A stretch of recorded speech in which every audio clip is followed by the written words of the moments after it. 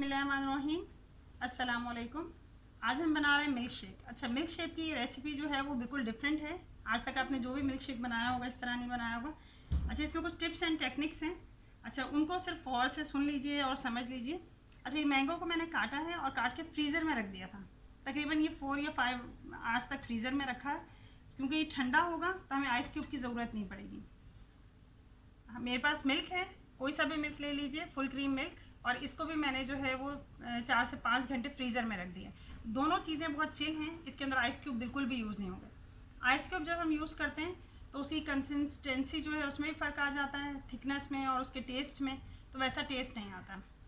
अच्छा, हम गार्निश करने के लिए इसको यूज़ करेंगे। मेरे पास आइसक्रीम है। अच्छा, मैंने वाइट कलर में क्यों ली है, इसकी रीज़न ये है, कुल्फ़ा आइसक्रीम है।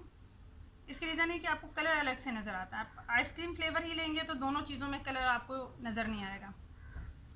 तुख मलंगा है, बेसिल सीड्स। अच्छा, इसको मैंने भिगो के रख दिया है तकरीबन 1 आवर तक नीम गर्म पानी के अंदर। साफ़ करने के बाद ये मेरे पास छोटे पीसीज में मैंगो को काट लिया ताकि हम इसे गार्निश करेंगे। शुगर है। अच्छा, आप शुगर आपने यूज़ करनी है बहुत कम क्वांटिटी में, क्योंकि अगर मैंगो मीठ है। अच्छा, मैंने जो मैंगो यूज़ किया है इस वक्त ये सिंदड़ी आम है। अच्छा, तमाम जितने भी आम हैं उन तमाम का आप शेक नहीं बना सकते, क्योंकि उसमें रेशा होता है, वो मुंह में आता है, और वो जो क्रीमी फ्लेवर होता है वो बिल्कुल भी नहीं आता।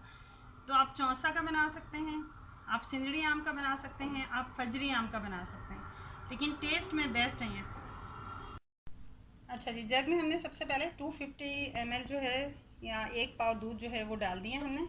इसके बाद ये एक मैंगो है। अच्छा, दूध क्यों कम डाला है, उसकी रीज़न ये है कि दूध भी आप ज़्यादा यूज़ करेंगे तो वो पतला हो जाएगा बहुत। तो ये देखिए कि मैंगो अब मैं इसमें शामिल कर रही हूँ।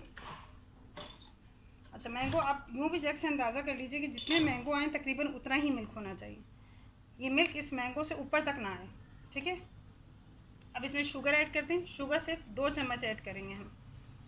अच्छा, ये देखिए 2 टेबल स्पून शुगर ऐड कर दी।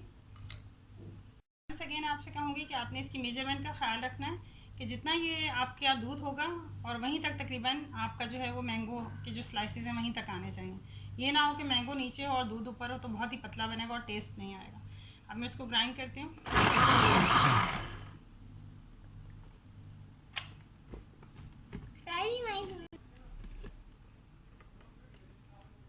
अच्छा, ये तुख मलंगा भी बहुत चिल है और मैंने इसको भी फ्रीज़र में रख दिया था काफ़ी देर।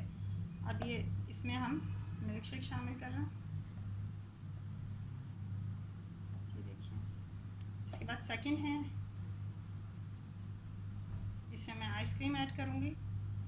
थर्ड है, और इसके अंदर मैं कुछ मैंगो के ही पीसेस ऐड करके इसको